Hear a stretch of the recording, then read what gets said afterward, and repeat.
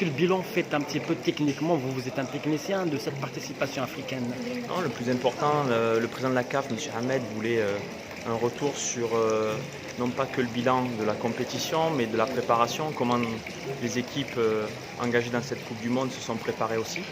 Donc j'ai présenté ma présentation d'un point de vue préparation, c'est-à-dire le stage, et puis la compétition de la Coupe du Monde en elle-même. Donc j'ai fait mon rapport et expliqué comment ça s'est déroulé de ce mois de mai et juin avant la Coupe du Monde et la Coupe du Monde elle-même, tout simplement. Oui, pour la première fois, donc il n'y a aucune nation africaine au second tour depuis 82. C'est dû à quoi exactement? On a vu dans cette Coupe du Monde l'importance des détails et je pense que ce sont les détails qui ont fait la différence. Si on prend le cas du Maroc, on sort de cette Coupe du Monde forcément déçu de ne pas avoir pu aller au second tour, mais avec un sentiment d'un travail quand même réalisé, une équipe qui a pu faire ce qu'elle devait faire, c'est-à-dire qu'on a senti un groupe déterminé, prêt à aller le plus loin possible, mais ce sont les détails qui ont fait que nous ne sommes pas allés au deuxième tour.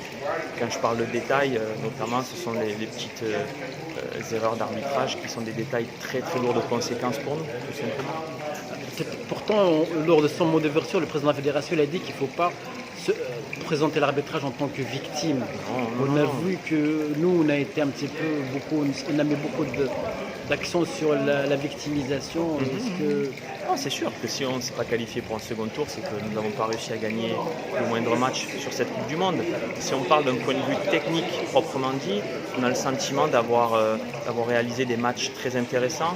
Le premier match, ça se joue sur un détail de concentration, sur un coup de pied arrêté. Et on a vu sur cette Coupe du Monde, c'est 41% des buts marqués sur coup de pied arrêté, ce qui est énorme. Si on prend le cas de notre poule, le Maroc, on a encaissé 4 buts, 75% des buts sur coup de pied arrêté, entachés d'erreurs d'arbitrage ou de fautes, certes, tout le monde l'a vu, mais ce sont sur des coups de pied arrêtés, donc l'importance des coups de pied arrêtés. Et sur nos 2 buts mis, il y en a un qui est sur coup de pied arrêté aussi, donc l'importance des coups de pied arrêtés, donc du détail, de la concentration, de la détermination.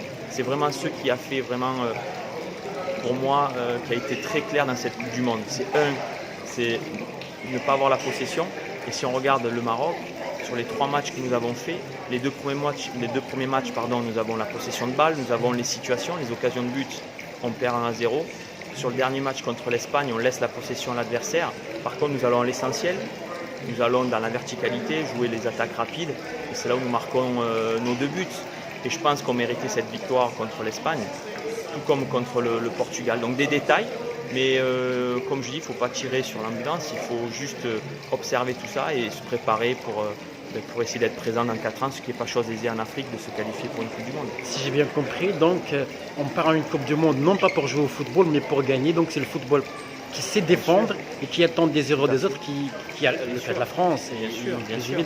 Bien sûr. Et comme je dis, la France a su aussi bénéficier de certaines, je ne dis pas faveurs, mais l'utilisation objective du VAR qui a été très importante. On voit en finale, le deuxième but est en fait donné sur un penalty.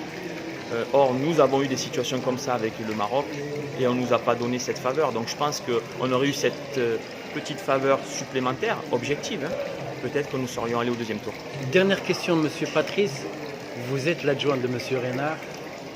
Va-t-il rester ou va-t-il partir? Parce qu'aujourd'hui, c'est le débat au Maroc. On se demande est-ce qu'il va continuer l'aventure avec nous, ce qu'on aime bien évidemment, ou va-t-il mettre... Écoutez, d'un point de vue objectif, encore une fois, nous sommes en contrat avec le Maroc, donc je ne vois pas pourquoi nous partirions.